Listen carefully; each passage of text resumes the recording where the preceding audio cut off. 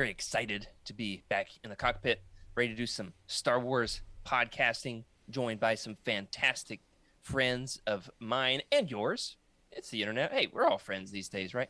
And what's especially exciting is we get to begin with talking about my very favorite Star Wars property of all time, because a couple days ago I got a message in the team chat, a message from my good friend of yours, Rick Grace, that said, I just finished Dark Empire. And Jared, I have a question for you about what I should read next. Rick, congratulations, my friend, on finishing the very best Star Wars story there ever was. Thank you. And how much did you love it? Oh, I definitely enjoyed it. I wasn't sure what to expect. I mean, other than lots of Palpatine nudity, which was way more than I thought. But you expected a lot, and there was still way more than you thought. I knew that there was there, but I was surprised. There's one that it's like, I'm not gonna get too detailed there, but yeah, there's like a couple spots that I almost couldn't stop staring and wasn't sure, what was what was gonna be on the next page. We'll put it that way.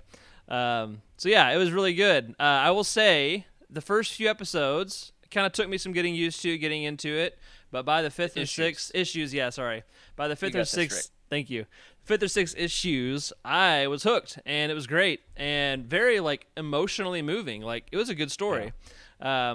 And Jared, the question I had for you was, well, what do I do next? Is the rest of the trilogy, is it good? Is it worth reading, or does the story kind of peak there and then plateau? What happens next? I have thought for 3 full days, Rick, about how I'm going to answer you on this. Ooh. And my decision is I'm going to quote to you, at least as best I can from memory, what our good buddy Jacob from the Cosmic Force said when he read Dark Empire 2. He said, and I think I've got this at least close to right. Jacob is here with us in the chat. Maybe he can fill me in on his exact response. It was something like, Dark Empire is the 10 in terms of Legends wackiness, the crazy, wild. You got, Palpatine comes back from the dead, the big vacuum cleaner planetary destroyers with legs, and I'm bleeding. Okay. It's absolutely nuts. Dark Side Luke, you name it. The Vodo Sias Kabask, like an elephant Jedi trapped in a cube. Mm-hmm. Absolutely bonkers. And he said Dark Empire 2 takes that to a 12. What? So not that it's a better story, but that it takes the craziness to a whole new level. Do you think that's a fair assessment, Freddie? I would say so. Yeah, I would definitely say that's the case. I mean, it's wacky. You know what I feel like was trying, what was going on. I'm having a hard time trying to word this because it's a very odd situation. But I feel like they try to be over innovative, making a lot of different things that really didn't need to exist, right? I feel like you could have had maybe 2 different ships, but no. Dark Empire did not want to do that. They gave it the full treatment, full Legends treatment, 10 out of 10. 12 out number of 10. 12 out of 10 if you read the sequel, which I recommend you do, Rick, so you can just see what's waiting on the other side for you. It does form across the entire trilogy. It does form a complete story. It follows up, and by the time you get to Empire's End, you're dying to know what's going to happen. How are they going to finish this off? So I don't know that I can say it's as good, but it is excellent. I mean, I'm very biased with all this, but Rick, very proud of you, very excited. We are going to have to talk about a different Star Wars book tonight. We are going to have to transition into what we're here to talk about and what we have, our very special guest. There it is, mirror image, here to help us talk about the Han Solo Trilogy by A.C. Crispin. So without further ado, let's get to it.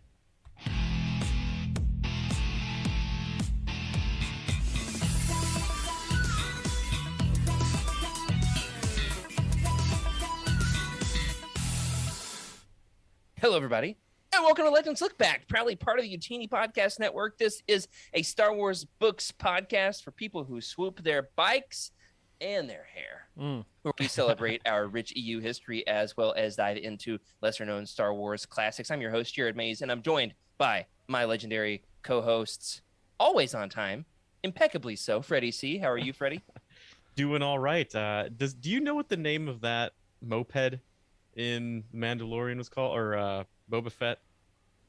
I wouldn't mind Oh, having those one little of those. tricycles, the candy apple red ones. Yeah, exactly. The bike gang. Yeah, the mods, right? That's the Yeah, name, yeah. which is cool because in what was it, the UK at the time in the 60s, they were the same name, the mods, and they were doing the same thing in scooters. Really? So that was a pretty cool little throwback there. I didn't Yeah. know that.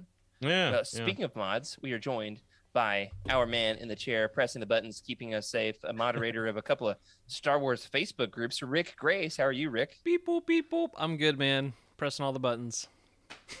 Glad to have you doing so. Yes. Not pressing my buttons, though. Always happy to have you Dreams. here. Personality assessments. What else you want? Perfect.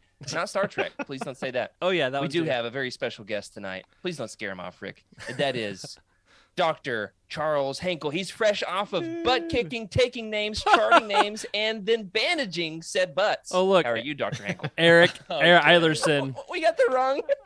Oh my gosh, that's I am hilarious. Eric. No, I'm good. I'm sorry. good. I will not live up to Eric. I can promise you that. But I am stoked to be here. I have no idea what happened. That's so strange. Before the show, we were looking at a bumper. There you and go. It was there. It is. It's fixed. And what was it called, Jared? We were Lookback Legends. Is that Oh, what that's it was? right. Yeah, The that Lookback opening panel. We Legends. got the show times up at the top now. Yeah. And at first, our own show title was wrong. Look Back Legends. But we got it right. We got it right, just like we fixed Charles's name. Man. I don't know how you Amateur just hour. did that. How'd you fix I it? don't either. That was so quick.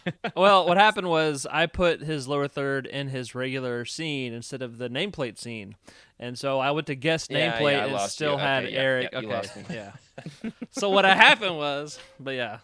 That is legitimately one of my very favorite expressions in the entire English language.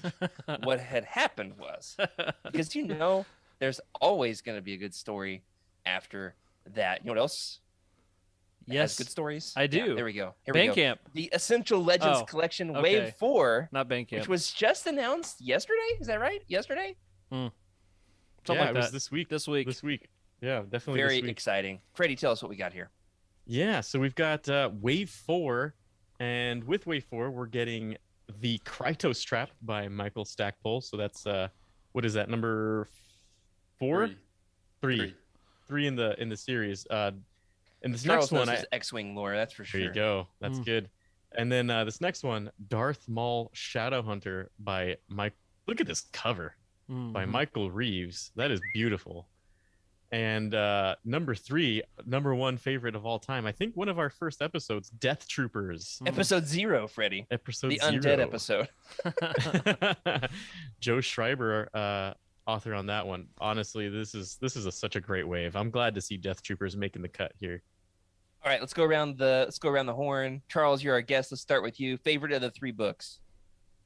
Oh, like content wise or cover? Up to you. Don't care. Okay, I'm gonna say Kratos Trap. I admittedly have not read Darth Maul. I have read Death Troopers, and that's a story and a half right there. But I am a big fan of the X-Wing Yes, it series, is. and I like the cover, how they have like the different colored eyes for Isard there. I kind of like that. Mhm. Absolutely. Good pick. Good pick. My choice is no surprise. Darth Maul Shadowhunter is without a doubt one of my all-time favorite Legends books. And the more I hype it, the more I really hope everybody else likes it half as much as I do. Are you a fan of Lockdown or Shadowhunter? That's Or a big both. debate within the Legends community. I like both, Yeah. but Shadowhunter is my favorite. What about you? Yeah. I definitely like Lockdown, but there's something about Shadowhunter that I just really get into. I don't know how to describe it. Maybe it's just the flow of It's the compelling. It is. It really is like- compelling. I know we're not doing Thraken's Thrift Store tonight, but I just want to show off this mall lockdown hardcover that Jared passed on.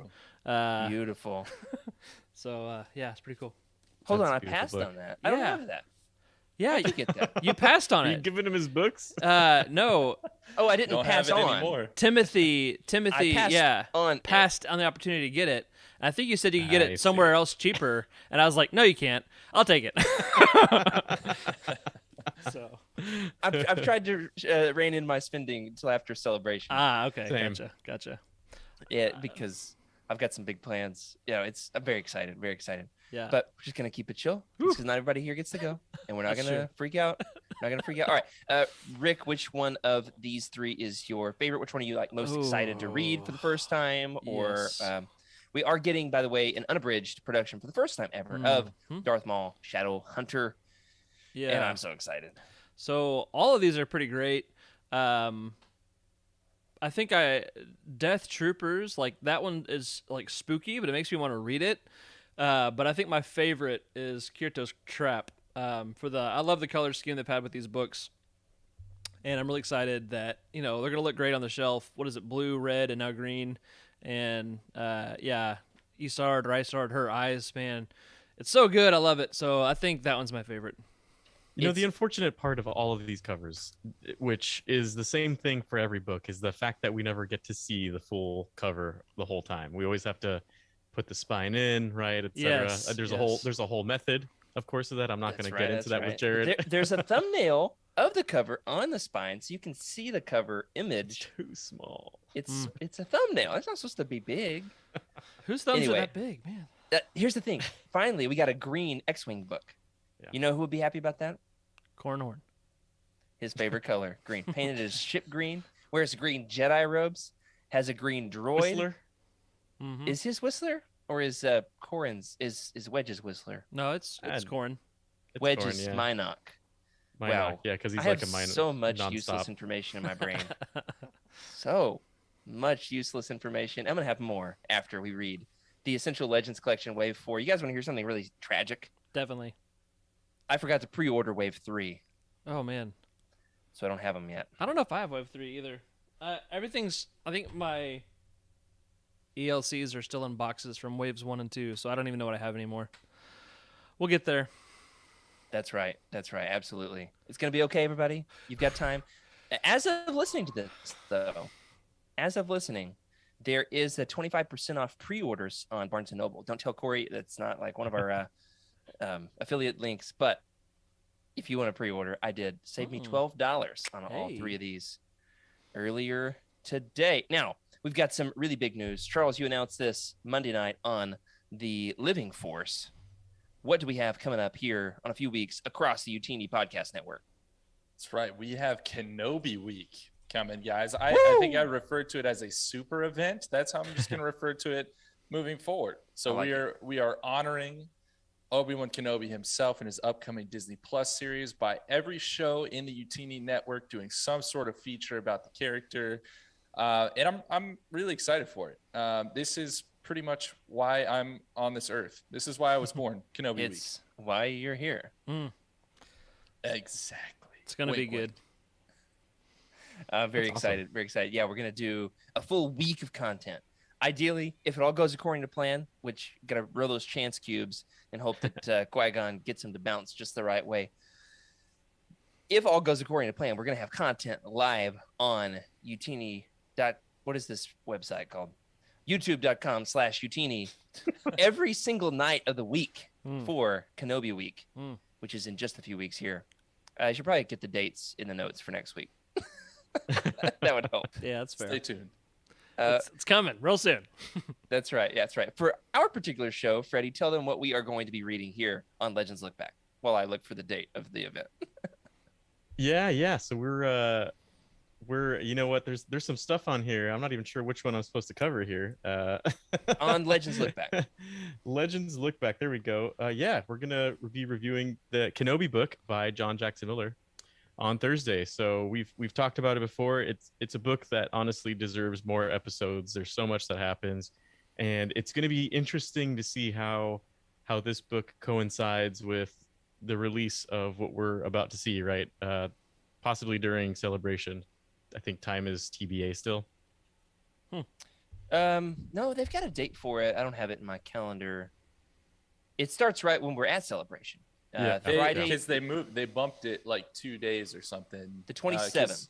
Because now it was supposed to be the 25th, I think, and now they're releasing 2 episodes on the first day to make up for the fact that they pushed it. It's gonna kill us, that's for sure.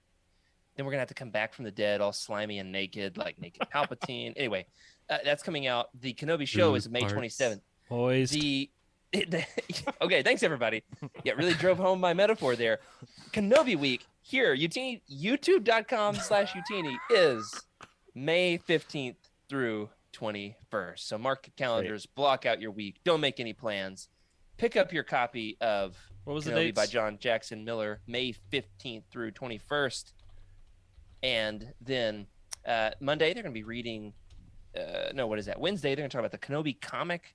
There's all kinds of fun stuff that's going to be happening here, Kenobi related. So much content. And shout out to this dope poster that Jose made for us. Mm-hmm. Yeah. It's It just is pretty. a pure coincidence that it's the Ukrainian flag colors. Hmm. Very Charles, timely, you must though. be excited. I am excited. I mean, I'm kidding a little bit when I say it's why I'm on this earth, but it's top 3 reasons. I'll tell you that. It's my favorite character. It is this TV show that's coming out. It's like around my favorite time period for the character, and I think he's finally getting his due. Absolutely, I'm very excited. I can't wait for a Trusa Bakura week. Yeah, Freddie, that's gonna happen for sure. Yep, it's on the list. The week that I'm going somewhere. on vacation, I think. Charles, Rick and I have both ordered custom-made Jedi robes, just so we can Nice. look half as spiffy as you do Yes. in that opener for the Living Force. I'll have to dust mine off. I'll have to bring out my. I have a cardboard cutout, a full life-size cardboard cutout of Obi-Wan Kenobi as well. Nice. That I think I got as a gift from one of our Utini Christmas deals Awesome. that What? we did. I Did you can't even- really? yeah, I can't remember who got it for me now, and I feel bad. But I love it. I've scared the crap out of Nicole with that thing multiple times. Oh, that's hilarious. Michael got me for Christmas 2 years ago a Stormtrooper cardboard cutout, which I had in the background quite a bit on Legends Look Back. And my cat friggin' loves that thing. It has torn the edges to shreds. She sunk her little teeth in there, so they're looking more like those Death Troopers, if you know what I'm saying. They have been through it, and we're gonna get through it tonight as we talk about the Han Solo Trilogy. So, Charles, we're talking about the Han Solo Trilogy by A.C. Crispin. This is infamously back when we started Legends Look Back, before we had ever even recorded that episode 0 about Death Troopers, Freddie. I asked the team, which was 12 people at the time. Now it's 31. Wow. I asked the team, what is a Legends book you'd like to come and talk about on Legends Look Back? And this was 2019. Charles chose The Paradise Snare by A.C. Crispin. And then we did not choose him when it was time to read The Paradise Snare. Charles, this is your moment. Tell us why you love the Han Solo Trilogy by A.C. Crispin. Oh man, three years later, there were so many better options than what I chose way back when. This book, admittedly, is I'm sure y'all will appreciate this. It is important to me for nostalgic reasons. Honestly, I mean, I do genuinely think that this is an amazing trilogy. I'm glad that y'all have dedicated a couple weeks to it. But this is the first Star Wars reading I did. Period. Like I still have this vivid memory of going into Barnes and Noble. I'll get goosebumps here just thinking about walking up to that Star Wars section, and I was looking through all my options, and I happened to pull Paradise Snare. I mean, I looked through several options. I saw, hey, this was a book 1. Hey, it's Han Solo. I love Han Solo. So I'm going to give it a try. And it didn't hurt that there was like a liger on the cover too, you know, that probably influenced me a little bit. And I adored it. It really is a big part of why I am still a Star Wars fan, still a Star Wars books fan, why I'm part of Utini. And like I said, I just think they're good stories too. I think they really do Han's story justice, his backstory. I think it makes his character in the original trilogy make a whole lot of sense. And I love that. So Charles, You're telling me, go ahead, Freddie. Yeah, this is a question coming from someone who hasn't really dipped too many of their toes into the canon franchises. Just like yet, 2.5 toes. Yeah, like not even that, like a toenail. So how does this compare with how Han is being portrayed in canon? Now I know that there's a lot that they're talking about, like the Jedi previous to what we saw, right, and some other stories. Are we seeing any Han Solo related content in canon right now?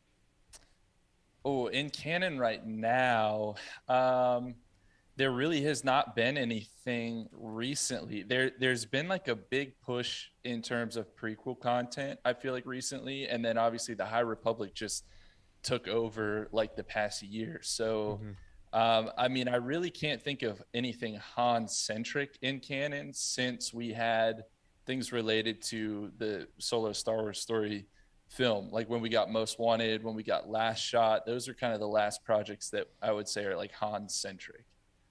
There's about to be a comic coming out. Just started? Yes. Is starting? There's been a big delay with comics. A lot of them got pushed like a month, 6 weeks. I think it's called Han Solo and Chewbacca. It's like one of those real original titles, not a Legends title. What's it about? If it was a Legends title, it would have been Star Wars, Han Solo and Chewbacca, Hero's Journey, Book 2, The Mission to Thon Boca. You know what I'm saying? Volume 1. Volume 1, Part 1.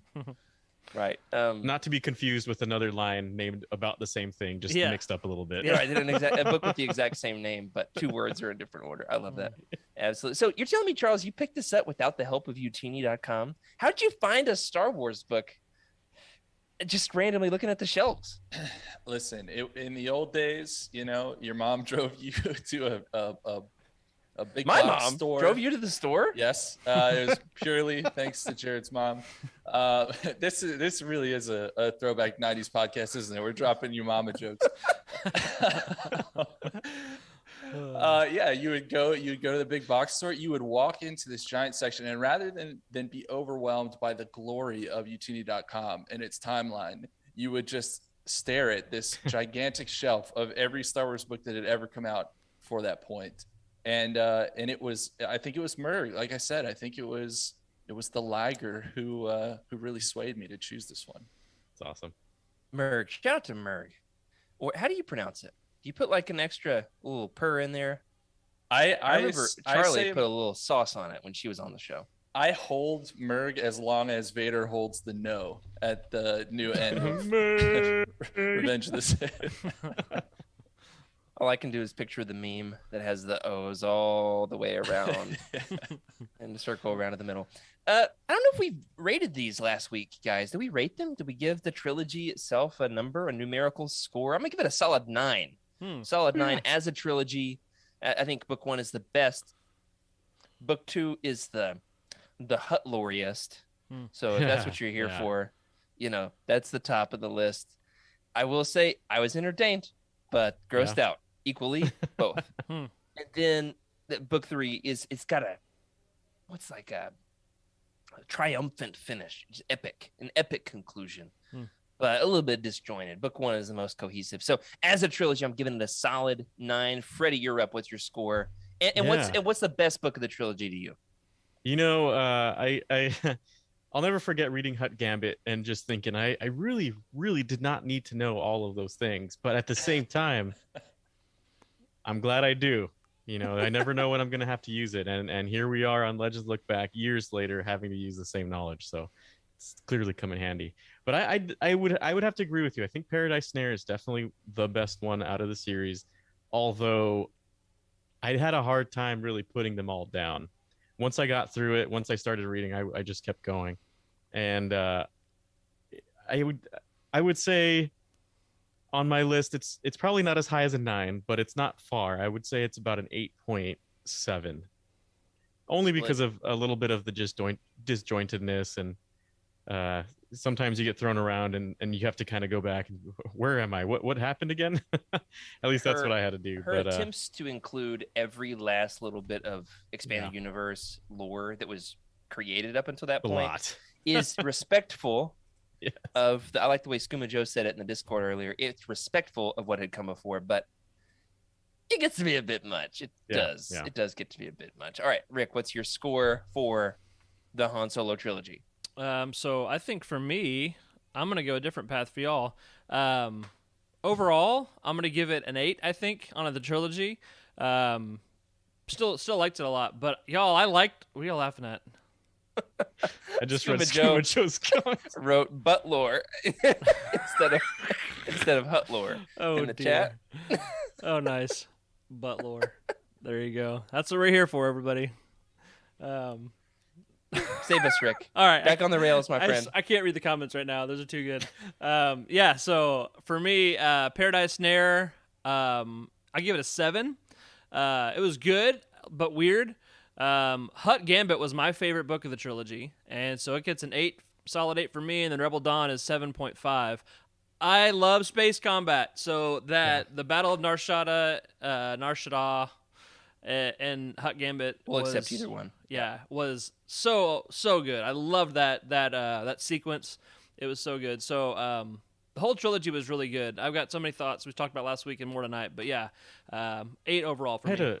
I had a feeling you were gonna like Hutt Gambit, especially the space fighting is obviously fantastic, but also you're definitely a person who likes those manuals and in-universe content, and I feel like Hutt Gambit really delivers on that. It's basically a manual to the Hutt Kajitic warfare. Yeah, that was fun. That was fun. Yeah, Knew it. That's a good score. I'll respect that. It does. Hutt Gambit does build to a classic Star Wars space battle finale, and I do appreciate that. Charles, what's your overall score for the trilogy, and what's your favorite book of the 3? I think I'll agree with your 9.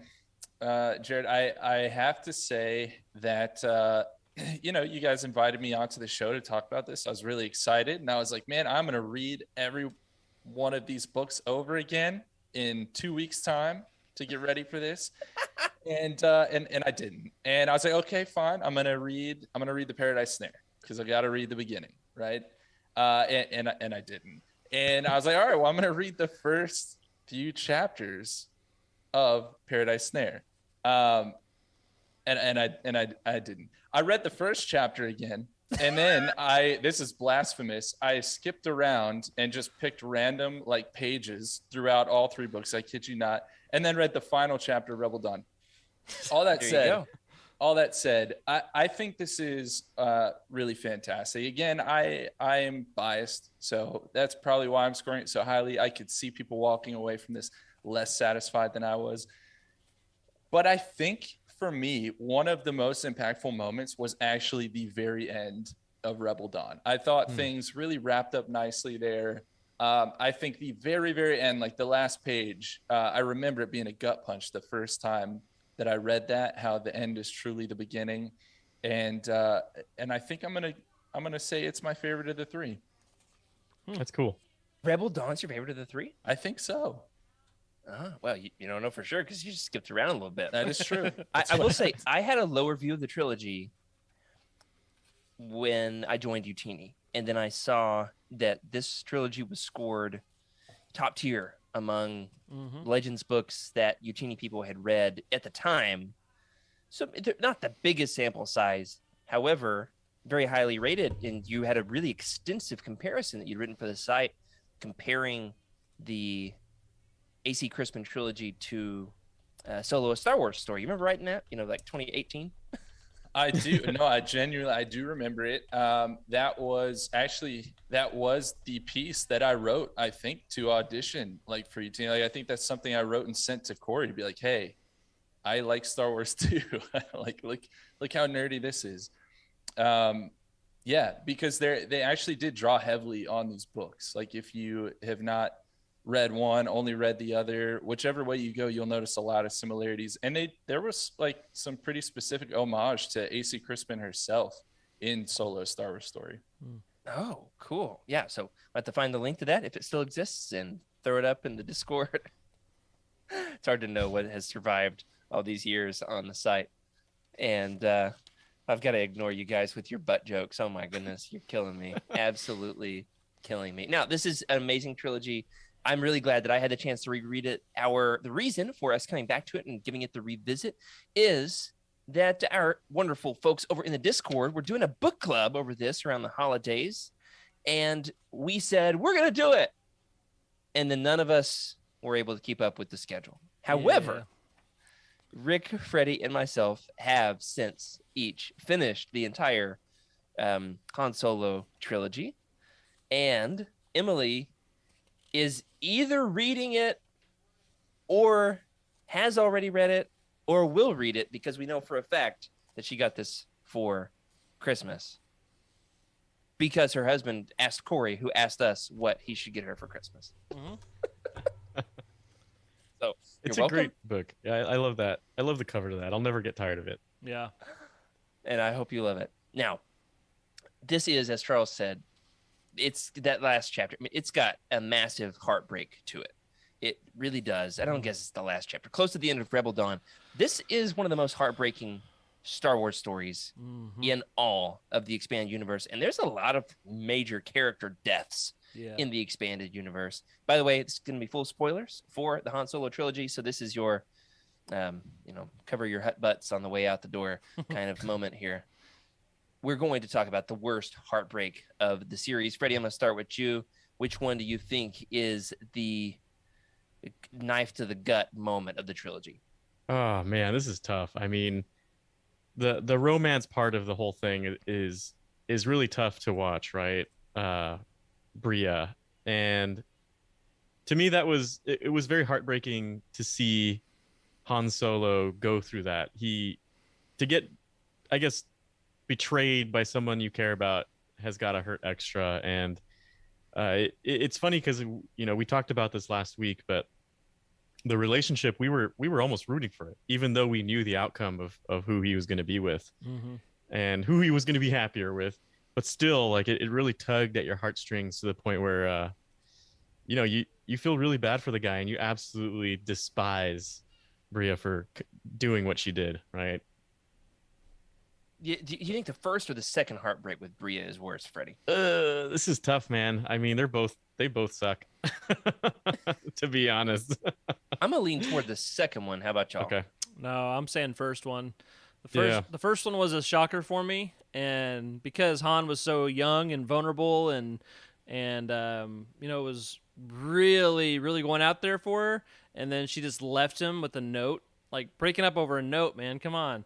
And all right, and somebody in the Discord said this is what's especially bad about it. They said this was especially a bad breakup because she said, "I'm breaking up with you for you. Oh, It's better for It's you. not me. If It's I you. break up with you." yeah, It's the classic. If it's it not hurts. me, it's you. It hurts. Charles, put him on the spot. All right, take him to the one, Rick. You ever had a really bad heartbreak? Oh God, yeah. Oh man. Funny enough, so I have my stack of books here. I'm not going to take you through this whole saga, but I have my stack of books here. I have my original Rebel Dawn, like my Legends bannerless Rebel Dawn. Oh yes. But my Hutt Gambit and my my Paradise Snare, they are bannered, and that is because I lent books 1 and 2 to my ex-girlfriend and never got them back. I think she must have been inspired by Bria Theron. I don't know, because she disappeared. Charles, Nice. congratulations. That is going to be preserved on the internet forever. Yeah. That's a Charles' good one. ex-girlfriend, if you're out there, we Send want those the book back. I still We want want, those. we want the book Bring him back. We do. And also, you can order your own copy at utini.com. You click the Amazon link in the profile, and we get a few cents to help keep the lights on. Who else wants to go on this? The worst heartbreak of the series. Why is nobody saying the crushed Hutt baby? That was rough. That was graphic, definitely. I don't know. I think a Hutt's- lot of really awful things happen to Hutts in these Yeah. books, honestly. Yeah. But the So true. worst heartbreak, honestly, I'm gonna say, what was Bria's father's name? I can't remember now his name, but Mr. Theron. Yeah. yes, Mr. Theron. When Han sends the message to Bria's dad just to let him know. Was that in the That- last chapter? Oh yeah. Of course it was. I only have 2 chapters to pull off of here. It was in the last chapter. That's pretty heartbreaking. Any Yeah. parental things in stories always just really kill me. Definitely. Oh man, now it's driving me nuts. I can't remember his name. I picture him as mustached, Yeah. a big Definitely mustached man. mustached. Definitely. Well, it's a heartbreaking series, also a very entertaining series. Mm-hmm. And we're going to talk later about one of the wildest and wackiest moments of the trilogy. I'm interested to hear everybody's favorite moment from the wild and wacky moments. One of the wild and wacky things I found out about the trilogy is the Lucasfilm intervention that messed the trilogy up. I want to hear your hot take on this, guys. One of the bigger debates concerning the series is the time jump that occurred between the Paradise Snare and the Hutt Gambit. And I went back scrolling through the 1,500 messages from the book club that we did over the holidays today instead of writing my research paper. Oh, man. Anyway, one of the big issues, everybody in jumping from book 1 to book 2 said, did I miss something? Did I miss something? Did I miss something? How come we went from Han out on his own to instantly Han already buddies with Chewbacca? You guys know the history with all this? No. You ever heard this? This is crazy. I didn't know this till today. The reason that it's so jarring between book 1 and book 2, there is no mention of Han meeting Chewbacca for the first time, is because GL himself said, save that for me. Don't do that in a book. I'm going to do something with it one day. Interesting. And he never did. Lucasfilm specifically gave them the instruction to steer clear of Han meeting Chewie. There you go. Now, do you think this is a moment that was destined to happen on screen? Or do you think the trilogy would have been better for it?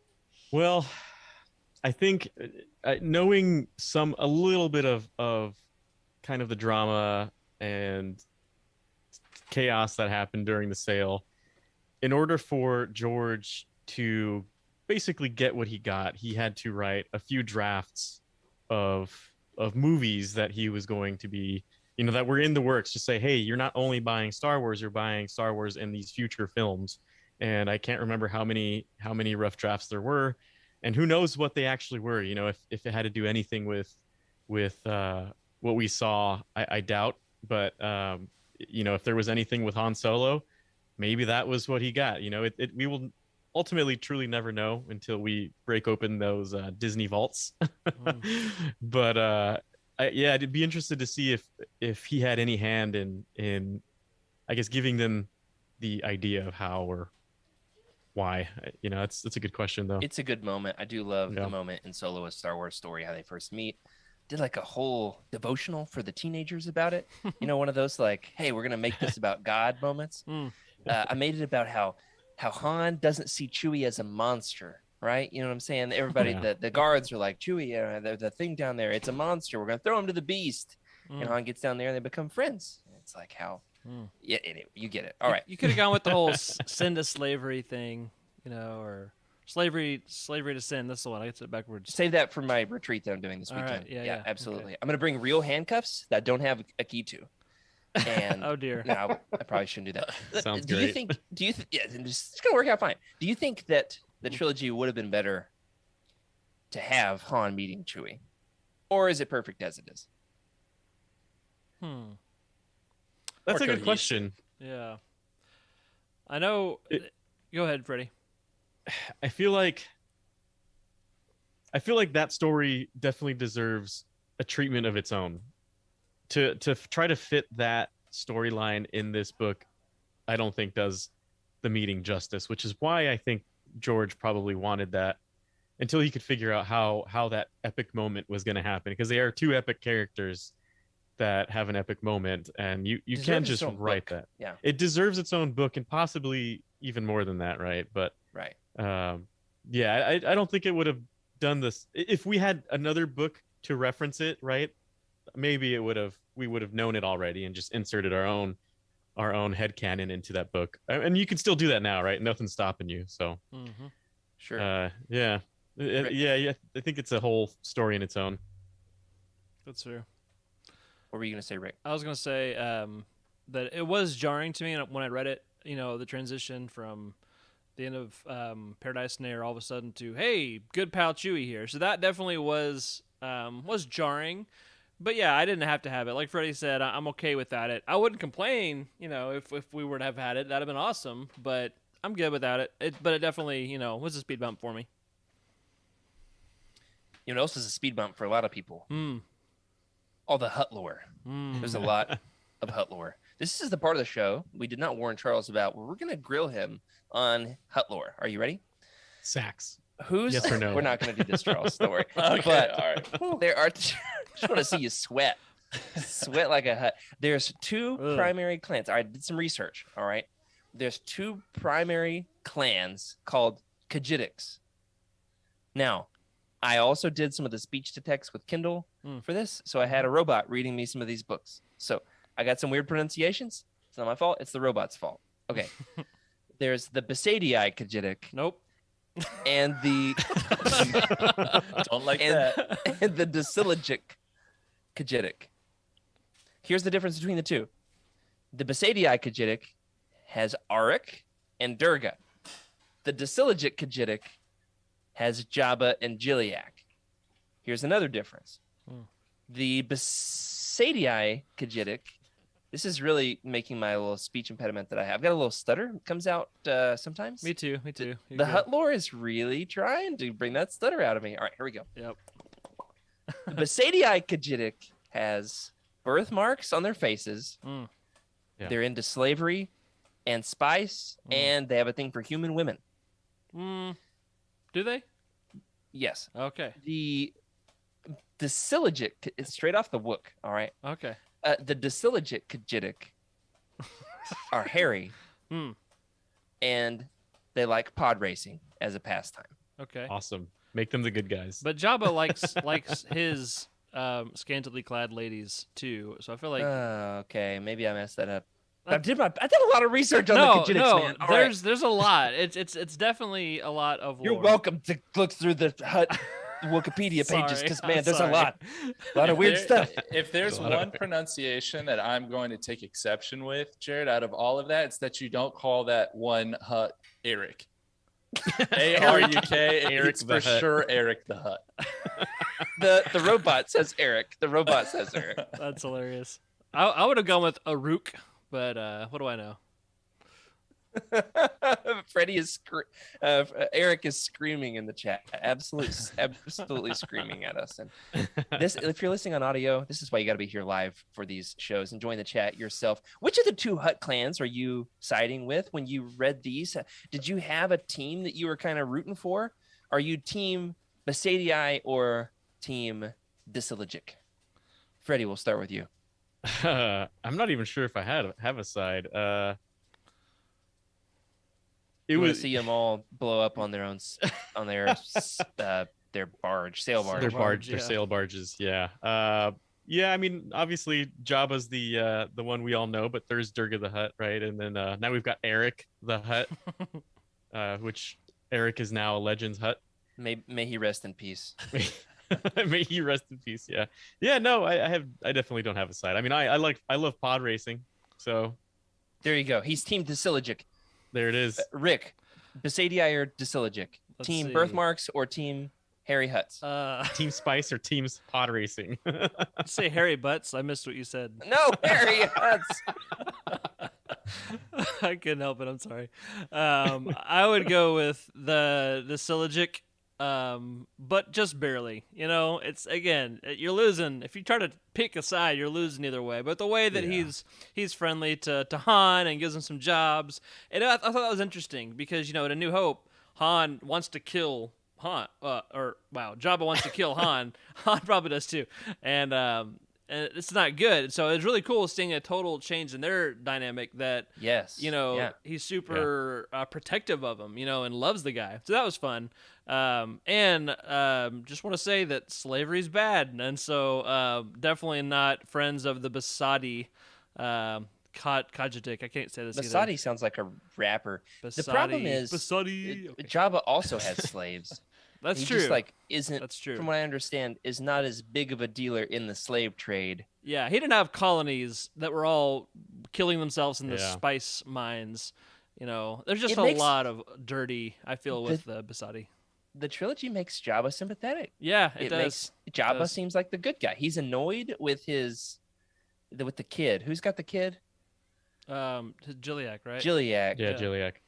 And there's so much of the trilogy of Jabba being annoyed with the kid. I remember at one point I was listening while I was being annoyed with my kid. And I was like, oh, me too, Java. Yeah. Java's just like me. Hold up. What That's is not right. happening? Yeah, This isn't good. that's fair. Charles, you want to weigh in on this one? I mean, I think you guys got it right. I think it's the Dacilogete clan. Mostly because of Jabba, also because of pod racing. And because, I mean, I think you see too much of like the horrors on Elysia to feel sympathetic towards the Basadi. Yeah, definitely. Totally. And what was beautiful though was the Hutt fight. Oh my gosh, was that the most well constructed scene in the entire expanded universe? Oh, You know, the Hutts have a lot of warfare, don't they? I mean, it seems like warfare is prevalent in their species, in their, I don't know. There's always the warfare book, right? That warfare book. I can't remember. There's a lot of stories about Hutts there. Yeah, a lot of Hutt warfare. We get Hutt warfare here, and it's great Hutt warfare. I'm loving it. people are gonna think this is a football podcast with all the Hutt. Oh man, I love when they Hutt. football podcast. Eric's not even on the show. Well, we've talked about him. He's a Hutt. Absolutely. Now, there's a moment where I can't keep these friggin' Hutts straight in my head. Who gets poisoned? Arik? No, I think that was Gilead. no. It is Aruk It's- Durga's. Yeah, Father- Arik yeah, gets it's poisoned Eric, the guy who went to Elysia. He got poisoned with the frogs, with right? the Nalatree frogs. Yeah, Right. So they yeah. slowly put trace amounts of Hutt killing poison in the Nalatree frog snackquarium. Yes. The snackquarium. And Let's put that on utini.gifts, the snackquarium. I would buy it for sure. Fill it full of Chex Mix. Every time you walk Yeah. by it, just reach on in. Oh, yeah, absolutely. So how would you assassinate a Hutt? Got me thinking. How do you take one of these bad boys down? Or girls, they're hermaphroditic. Can we point out how horrendous this assassination was? This was not like he ate a bad frog and fell face first in his soup. Like this It was was like a prolonged, like he disintegrated from the inside out. It was Yeah. awful. It was horrendous. These are the kind of details that made this trilogy not just good, but great. Yeah. There was a lot of thought that went into how she would kill a Hutt. Absolutely. I think what's interesting about Hutt deaths is they're most satisfying when they're done, when they're killed in such a way that it uses their evil tendencies against them, I guess is what I'm trying to say. So Hutts are always, they're fat and gross and eat like just, they're gluttons, right? They're gluttons. Yeah. And so this Hutt was killed with his gluttony. Jabba is killed by the very chains that he put around Leia, right? So there's always like this That'll poetic preach. justice. Yeah. Okay, Hutt justice. Here we Now, go. Hold on. That said, how I would kill a Hutt for sure is I would just sneak a thermal detonator into the pot of frogs. Ooh, yeah. And there you then go. you've seen Jabba pop those things. He's not looking at what he grabbed. He would just swallow that thing, and then I would blow it up with like a remote of some kind. Because Hutts on the outside are gross, but imagine Hutts on the inside. This Splattered. is better content than I ever could have imagined producing. I just love that we got Charles to say on our show. What's interesting about Hutt deaths is how else, guys? We can strangle a Hutt. All right. Blow a Hutt up. I got something for you. Poison a Hutt. Yeah, here we go. I've been brushing up my Hutties. So first, I would approach this Hutt and I would say, "Kappa Tonka," which means hands up. And then I would say, "Muva di bunky re slagwa," which is turn around real slowly. And let's see. You wama wonka? You gonna pay for that or something like that? And then I would have been, "Oh, sung peach ale." It's too late. And then I would have gone biblical. I'm left-handed, so I would have pulled out my left-handed lightsaber and stabbed him in the gut like Ehud. gut. Yeah, There you go. And the fat folds. I'm would assuming be you're a covered up. Sith if this is happening, right? It sounds very Sithy to me. Maybe. It took a turn. It definitely took Yeah. a turn. I like it, Rick. It definitely reminds me of my very favorite line, the entire Star Wars trilogy, when Bib Fortuna looks straight at the camera and goes, "Te Wanawanga." Hey, watch your mouth. I know. Hey, watch your mouth. All right, we're reining it in. This trilogy is crammed full of some of the wildest moments in the entirety of the expanded universe. Guys, we're going to go around the horn, and I want to hear your pick. What is your favorite wild and wacky moment of the Han Solo trilogy? Let's start this time with Charles. Oh man, my favorite wacky moment. This is tough. I think I want to choose all of what happened on Elysia. Like, I think just the fact that there were like, I'm gonna paraphrase this. There were like alien priests who like shimmied in such a way that their vibrations made people drug addicts. Yeah. I mean, like, what am I even saying? But it's what happened in the book. Like, if you read the book, you know what I'm saying is true. What is that? Like, how did that pitch happen and like get okayed? Yeah. That's a great question. We can't ask AC Crispin, may she rest in peace. But congratulations on pulling this off. It was a Hutt heist that we needed to have happen. Hutt heist. Man, that's another good phrase. Absolutely. It's what I like to call the good vibrations. That's Charles's pick. Rick, you're up next. Please don't give your pick in Hutties. Oh man. Ichuta. Actually, that's what I was gonna go with. Is the expletives, man? There's some great expletives. You've got in the notes minions of Zendor. That's a great one. And I also like By the Emperor's Bones. I think Black Bones. By the Emperor's Black Bones. Yeah. There's a whole bunch of really good, like, let's see, Kark. I think Karkin comes up a few times, and Hutt Spawn. A lot of good stuff. But that's what I thought was fun. Expletives. Okay. Yeah, all the expletives. I love the expletives. The minister likes the expletives. It is good to have some euphemisms. It does, so that you don't have to say real swear words. Yeah. I used By the Emperor's Black Bones today. I have already used it today. The struggle is real. Freddie, you're up next. Favorite wild and wacky moment? Let's see. This book is full of wild and wacky moments, from the disintegration of a hut to the pleasure parties for the slaves. It's honestly a wild ride, but the one thing I'll never forget in this book are those pleasure parties, and having to explain that to somebody. You know, it is like, really what happens in that book? Yeah. Well, these things, I'm going to use Charles's word. They shimmy in a way that just makes me feel good. It makes me feel things. I'm stuck between a couple of choices. Either some of the ship names, really good naming conventions all around AC Crispin. Well done. Well done. The expletives are good. The planet names are good. You got Narheka, one of my very favorite planets. The ship names, here's a couple from the smugglers on Nar Shaddaa when they do the big planetary battle. She just lifts off a bunch of these goofy ship names. Take that. That's a good ship name. And then Too Late Now. Too Late Now. That's another good one. It sounds like candy bars from the 90s. I would eat it. Yeah. I'd get that out of an Easter egg. Or as SNL called it the other day, Warm Halloween. I would totally. But I think my very favorite little detail in the entire trilogy, I'll never not see this, is the fact that Hutts have pouches. Yeah. They have pouches, like a kangaroo. So Y'all ever seen the inside of a kangaroo's pouch? You know, I did that- once, and that was the last time I ever wanted to think about it. Is this like, hold on, is this a common experience that people have? I've never been asked this question before in my life. Don't Google it, Rick. Don't Google You it. don't I watch have enough to now. nature documentaries, Rick. Clearly. Oh, I I'm love me some warning you. nature.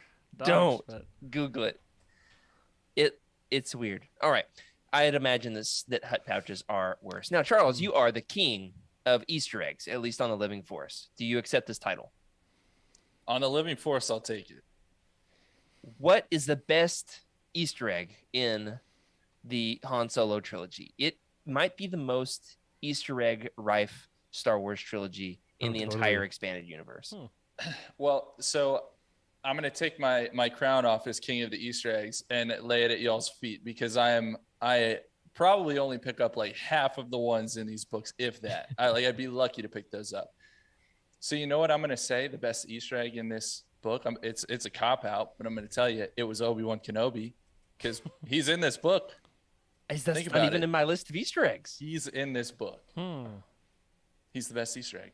Surprise! Charles just helloed there an Obi-Wan Kenobi reference on our show. You thought we were done talking about him, didn't you? I did. I love it. He is. Where's he come up? Is it at the end with the whole? I'll give you a hint. It's in one of the 2 chapters that I read.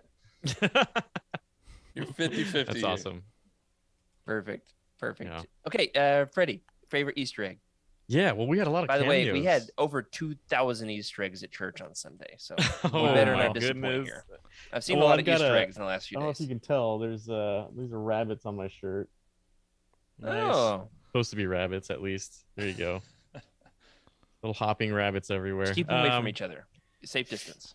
Well, I mean, I definitely like seeing, or getting the Bail Organa cameo, and I know that's something that our buddy Eric loves. So having a Bail Organa cameo is always a good thing. It solidifies just how important he is to the story, and it gives Eric a reason why he should love him even more. I audibly gasped when I got to Bail Organa. Yeah, me too.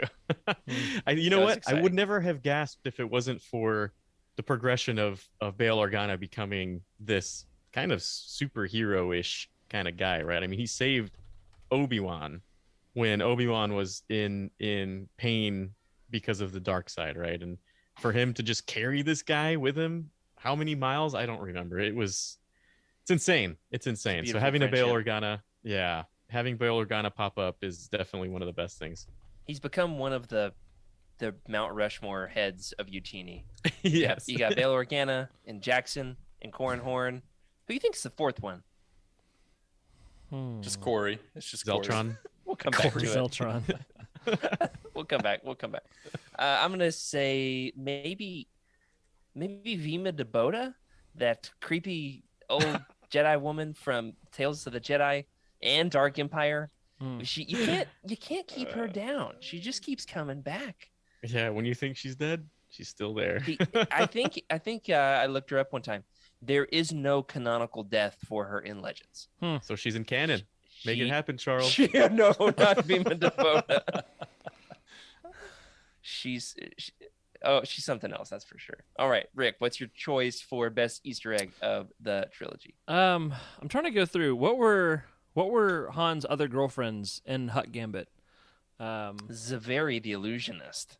Okay, Oh, that's right, the illusionist. she was cool. Who was the other one? Yeah, I don't remember her name. It's okay. There's another girl character in Shala. Shala. Is that it? Or Sala? Sala? Is it Shala? Yeah. Okay. Is she in Dark Empire? Yes. Okay. I was just reading that, and so when I saw that, I was like, hold up, is that the same? And then also Mako's in there, I think. Yep. And so those connections blew my mind because I was Sala, like yeah. reading them, back to back. So that was pretty cool. Yes, there's a lot of connection to Dark Empire. Salazind. Yes. Sala. correct. Okay. Very good. Good pull. Proud of you. That wasn't even on my list. Very good. Thanks. So we gotta close it out. It's been a good show. I've enjoyed it. Real quickly, how does the trilogy stack up against Solo: A Star Wars Story? Obviously, we talked about the fact that it homages the trilogy a lot. Do you think that the trilogy becomes more interesting because of the film, or does the film upstage the trilogy and render it kind of obsolete? I'm gonna go with the first because I love Legends. Yeah. I mean, it's definitely not obsolete because my headcanon has both of these stories happening in my head around the same time. It just happens, right? Just make it and work. Kira to me is just another one that failed under Han's young life, Yeah. along with Another one of his girlfriends. Sure. Yeah. Okay. So he's always he's dating an illusionist, a rebel, a rebel, insurgent, I guess you could say, a queen slash general slash whatever else she is, and then an illusionist. I mean, Perfect. Yeah. The Holy Trinity. Charles, is it does it hold up because of the film, or does the film kind of brush this off to the wayside? No, I think these play nicely together. Like, as the canon junkie here, I would definitely not say this trilogy is obsolete. I mean, I still love this. I really did enjoy talking about it tonight, revisiting the parts that I could. And I think what this trilogy has going for it that the movie doesn't, and unfortunately may never, is that this is a complete origin story. Like, you got the beginning, the middle, and the end here. And we're pretty unlikely, it feels like at this point in time, to get that with the canon story. And then beyond that, again, like the movie, it pulled heavily from these books. There are some, at least plot points, we'll say, that were directly lifted from this book. And again, I can't remember the exact Easter egg that was in Solo's Star Wars story, but there's a direct nod to Crispin, like her actual name. And I will have to find that and see if I can throw it in the Discord or something. So that movie partly exists, or I'll say stands on the shoulders of this trilogy. Ooh, I like that. Stands on the slimy I'm shoulders. gonna leave this Absolutely. one last thing with Charles, and you will not, I repeat, will not get the amount of Hutt lore that you got in this book in canon, maybe. That's the biggest. That's true. That's the reason it only made $328 million in theaters, is not enough Hutt lore. Well, our listeners also loved this trilogy. In fact, we had a lot of good banter about the trilogy in the Han Solo Trilogy book club. And today I put out the call, said, hey, let me know what you think about the trilogy. I'd love to hear your thoughts read live on the show. So we're going to go around the horn, guys, and each take a turn reading a comment. I'm going to start off with Skooma Joe. Skooma Joe said, one of my favorite parts of the trilogy are Bria's final moments. It's heart-wrenchingly sad seeing how her and Han's final meeting ended, with her romance forever left hanging without the conclusion either of them longed for, but she dies knowing that she made the right decision by betraying Han. And she faces her death with confidence and courage. She was such a great character with her own goals and desires. And by the end, I never felt she was simply Han's girlfriend. Beautifully That's said. awesome. Beautifully said. Absolutely. Follow-up comment. I also really love the way Crispin weaved the Daly and Smith trilogies into her story. Definitely. Definitely. Rick, tell us what Trev thought. Trev said, for me, it's got to be the use of the same dialogue during the Skyhook mission as we see in the NPR radio script. I did not pick up on that. That's pretty cool. Yeah, I'm going to have to do a closer examination. Freddie, how about Maggie? Yeah, Maggie. I love the way he relates not just to Chewie, but to Wookiees in general. Him growing up with the Wookiee caretaker and then meeting Chewie and working with him to help the Wookiees on Kashyyyk later on. Chewie and Han are my faves, and I was a kid, so that was when I was a kid, so that was always been my favorite part. Honestly, that's seeing the relationship there with Han and Chewbacca as well. It is fantastic. Good job, Maggie. Thing. It's great. It's a beautiful thing. Beautiful comment. Yeah. And Charles, take Jordan's. Yeah, Jordan says, reading the trilogy for the first time in 2021, I love making the comparisons to canon Solo. And one of my favorite moments is probably at the end of Rebel Dawn, when we essentially get the Legends version of the Rogue One story. I wasn't expecting that, but I was very pleased. Another favorite part about this trilogy for me is just Crispin's overall respect for the material that came before, even including time gaps to incorporate other material into her story. It's brilliant. Well, everything's perfectly all right now. We're fine. We're all fine here now. Thank you. How are you?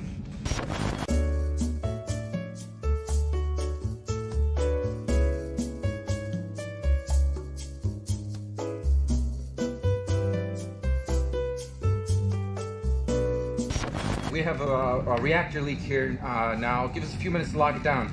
Large leak, very dangerous.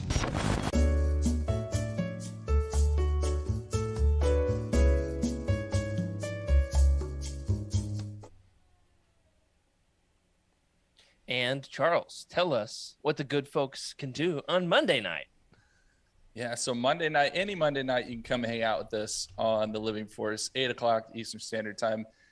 This Monday, we just switched up our show idea today. We were going to do another one of our drafts, which we've done a bunch of. We've decided instead to talk about how do you basically maintain reading in Star Wars over time? Because we all have busy lives. We all kind of take in these stories in different ways, audiobooks, physical, what have you. How do we keep up that momentum? Because it's tough. And so we want to dedicate some time to that.